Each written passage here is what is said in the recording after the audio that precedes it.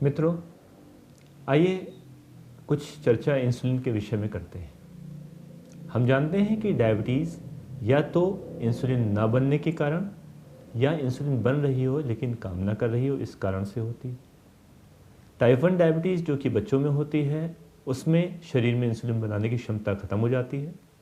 इसके विपरीत type 2 diabetes जो कि वयस्कों में या बड़ी उम्र के लोगों में होती है, उनमें इंसुलिन शरीर में बनाने की क्षमता तो होती है, परंतु यह इंसुलिन सुचारू रूप से कार्य नहीं करती। इस प्रकार इंसुलिन डायबिटीज़ का केंद्र बिंदु है। टाइप 1 डायबिटीज़ के व्यक्ति को, बच्चे को, इंसुलिन एकमात्र उपाय है जो उसके लिए दवा नहीं बल्कि एक जीवन रक्षक अवयव है। यदि टाइप 1 डायबिटीज़ के बच्चे को हम किसी भी कारण से योगा, कोई होम्योपैथिक मेडिसिन, कोई जड़ी बूटी, कोई एलोपैथिक मेडिसिन से कंट्रोल करना चाहते हैं एवं उसको इंसुलिन के इंजेक्शन नहीं देते, तो यह एक जघन्य अपराध होगा, क्योंकि ऐसा करने से उस बच्चे की जो जीवन है वह खतरे में पड़ जाएगा एवं अगर हम इंसुलिन नहीं आरंभ करते तो उसकी मृत्यु भी हो सकती है। इस प्रकार टाइप 1 डायबिटीज़ से ग्रसित बच्चे के लिए जीवन प्राण रक्षक होता है। इसके विपरीत टाइप 2 डायबिटीज़ में, जिसमें इंसुलिन बनाने की क्षमता होती है परंतु इंसुलिन काम नहीं करती, हम यह भी जानते हैं कि समय के साथ इंसुलिन बनाने की क्षमता कम होती जाती है। जब टाइप 2 डायबिटीज़ हमें मालूम पड़ती है तब उस समय ही शरीर 50% क्षमता खो चुका होता है। इसका अर्थ यह हुआ कि अपनी जानकारी के समय हमारा पैंक्रियास हाफ डेड है, उसमें 50% क्षमता इंसुलिन बनाने की खत्म हो चुकी है और प्रति वर्ष यह 10 से 15% की कमी और आती जाती है। अर्थात अगले 5 सालों के बाद शरीर में इंसुलिन बनाने की क्षमता बहुत कम बचेगी और 8, 9, 10 वर्षों के बाद तकरीबन न के बराबर बचेगी। इस प्रकार टाइप 2 डायबिटीज़ का व्यक्ति भी समय के साथ साथ इंसुलिन बनाने की क्षमता खोता जाता है एवं इंसुलिन की ज़रूरत, आवश्यकता बढ़ती जाती है। आरंभ में दवाओं पे कंट्रोल पाया जा सकता है, परंतु एक समय के बाद टाइप 2 डायबिटीज़ के व्यक्तियों को भी इंसुलिन की आवश्यकता होती है। टाइप 2 डायबिटिक व्यक्तियों में भी समय के साथ साथ शरीर की इंसुलिन बनाने की क्षमता कम होती जाती है।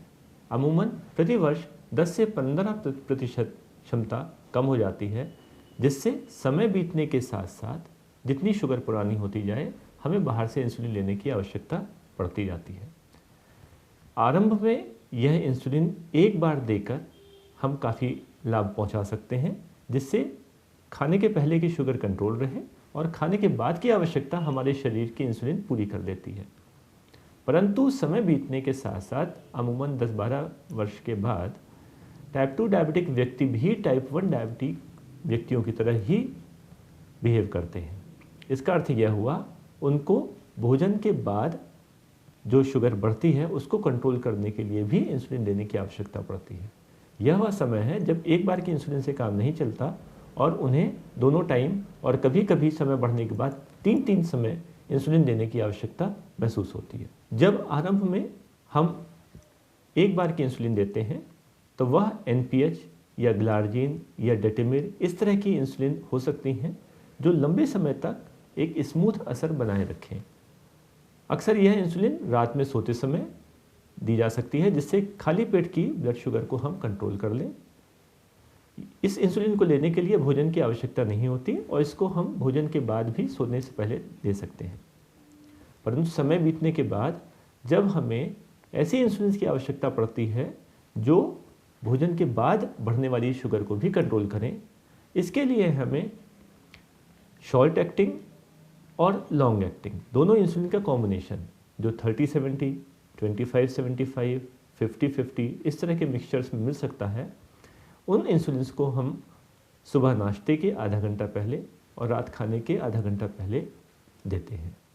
यह आवश्यक है समझना कि इंसुलिन अपने बताए गए समय पे ही ली जाए, जिससे हम उसका समुचित प्रभाव प्राप्त कर सकें। भोजन से पहले ली जाने वाली इंसुलिन यदि हम भोजन के तुरंत पहले लेते हैं या भोजन के बाद लेते हैं तो उसका असर कम हो जाएगा। सुबह ली जाने वाली इंसुलिन यदि हम लेने में बहुत देर कर देते हैं और उसको दोपहर तक लेते हैं तब काफ़ी समय हम बिना इंसुलिन के व्यतीत करेंगे, जिसमें ब्लड शुगर काफ़ी बढ़ जाएगी। इसलिए जब भी हम इन अवस्थाओं पे आ रहे हैं तब हमें समय और नियम को मानने की आवश्यकता काफ़ी ज़्यादा होती है। एक मानना यह भी है कि जब टाइप 2 डायबिटीज़ के व्यक्तियों में इंसुलिन आरंभ की गई तो अब इंसुलिन काम कर रही है, हमें परहेज की आवश्यकता नहीं, हमें व्यायाम की आवश्यकता नहीं, हमें दवाओं की आवश्यकता नहीं। ऐसा नहीं होता। इंसुलिन भी शुगर कंट्रोल का एक साधन है। वह साधन भी तभी कार्य करेगा जब उसके साथ खान पान का नियंत्रण और नियमित व्यायाम सुचारू रूप से किए जाए। जहाँ तक मुंह से खाने वाली दवाओं की बात है, हम लोग यह पहले ही जानते हैं कि कुछ दवाएं इंसुलिन का प्रभाव बढ़ाती हैं, जैसे मेटफॉर्मिन, पायग्लिडोन, और कुछ दवाएं शरीर से इंसुलिन बनाती हैं, जैसे सल्फोनिल यूरिया। समय के साथ सल्फोनिल यूरिया दवाओं का असर कम होता जाता है, इसलिए जब हम इंसुलिन पर शिफ्ट करते हैं तब हम कई व्यक्तियों में सल्फोनिल यूरिया दवाएं बंद कर देते हैं। परंतु मेटफॉर्मिन, पायग्लिडोन ये वो दवाएं हैं जो इंसुलिन का प्रभाव बढ़ाती हैं और यह इंसुलिन के साथ भी चलाते रहनी चाहिए, जिससे कम मात्रा में बाहर से ली गई इंसुलिन ज़्यादा प्रभाव उत्पन्न कर सके। यहाँ यह भी ध्यान रखना है कि बढ़ती हुई डायबिटीज़ के साथ शरीर के विभिन्न अंगों पर विभिन्न प्रभाव पड़ सकते हैं। दवाएं हमारा अपना असर खो सकती हैं, वह दवाएं उस तरह की परेशानियों में अपने प्रभाव नहीं ला सकती और दुष्प्रभाव उत्पन्न कर सकती हैं। परंतु इंसुलिन एक ऐसा अवयव है जिसका कोई साइड इफेक्ट नहीं है। यह हर प्रकार के व्यक्ति को दिया जा सकता है, कम से कम उम्र में, ज़्यादा से ज़्यादा उम्र में, तुरंत मालूम हुई शुगर में और 50 साल पुरानी शुगर में, प्रेगनेंसी के साथ, बचपन में, और किडनी पे, हार्ट पे, आँखों पर, विभिन्न अंगों पर पड़ने वाले असर के साथ भी।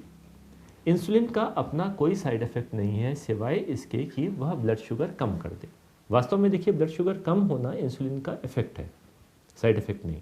यदि इंसुलिन की मात्रा ज़्यादा दे दें, यदि इंसुलिन लेने के बाद भोजन न करें, यदि शारीरिक परिश्रम ज़्यादा कर लें, इन अवस्थाओं में ब्लड शुगर अपने आप कम होने लग जाएगी। तब हम कहेंगे इंसुलिन का साइड इफेक्ट आ गया। वास्तव में इंसुलिन अपना काम कर रही थी, हमने उसके साथ शुगर को बनाए रखने के लिए जो सावधानियाँ ध्यान में रखनी चाहिए थी उनका पालन नहीं किया, इसलिए शुगर कम हो सकती है। ऐसा होने पे इंसुलिन को बिल्कुल बंद ना करें, बल्कि डॉक्टर से सलाह लेकर इंसुलिन की मात्रा में थोड़ा परिवर्तन करा लें। एक और तथ्य है कि समय के साथ साथ कभी कभी हम ये सोचते हैं कि पहले इंसुलिन हमें 40 यूनिट लगती थी और अब कुछ समय से हमारी इंसुलिन की रिक्वायरमेंट कम होती जा रही है। हमें लगता है शायद हम ठीक होते जा रहे हैं। यहाँ यह ध्यान रखने की आवश्यकता है कि इंसुलिन से शुगर कंट्रोल में फ़ायदा तब ज़्यादा अच्छा मिलता है जब हम इंसुलिन को पहले आरंभ करते हैं, अपने समय पे, आवश्यकता के समय प्रारंभ करते हैं। अक्सर लोग डायबिटीज़ जब बहुत अनकंट्रोल हो जाती है, जब दवाएं अपना असर खो देती हैं, कई साल बढ़ी हुई शुगर पे बने रहते हैं, तब इंसुलिन आरंभ करते हैं। ऐसे में इंसुलिन शुरू करने से डायबिटीज़ में फ़ायदा मिलने की संभावना कम होती जाती है। इन लोगों में ही इंसुलिन को हटा पाना संभव नहीं होता। यदि 4-5 वर्ष पुरानी डायबिटीज़ में किसी भी वजह से शुगर अगर बहुत बढ़ गई हो और हम इंसुलिन देते हैं, तो शुगर कंट्रोल करने के बाद, कुछ समय शुगर को कंट्रोल बनाए रखने के बाद, हम इंसुलिन को सफलतापूर्वक हटा सकते हैं और दवाओं पे दोबारा पेशेंट को शिफ्ट कर सकते हैं। इस प्रकार इंसुलिन एक ऐसी दवा नहीं है जिसको हटाया ना जा सके या जिसकी लत पड़ जाए। वास्तव में समय से शुरू की गई इंसुलिन दवाओं का प्रभाव बढ़ा देती है, परंतु अगर हम समय से देरी में लेते हैं इंसुलिन, तब शरीर के अंगों पे जब दुष्प्रभाव हो चुका है तब इंसुलिन भी फ़ायदा नहीं देती। बल्कि अगर किडनी पे असर आ चुका हो तो जैसा मैंने पहले कहा, इंसुलिन की ज़रूरत कम होती जाती है। हम इस मुगालते में रहते हैं कि हमारी शुगर तो ठीक हो रही है, वास्तव में किडनी खराब होती जा रही है। तो जब कभी भी आप शुगर में या इंसुलिन की आवश्यकता में एक आवश्यकता से ज़्यादा, एक उम्मीद से ज़्यादा परिवर्तन महसूस करें, अपने डॉक्टर से संपर्क अवश्य करें, अपने आप इसमें छेड़खानी ना करें।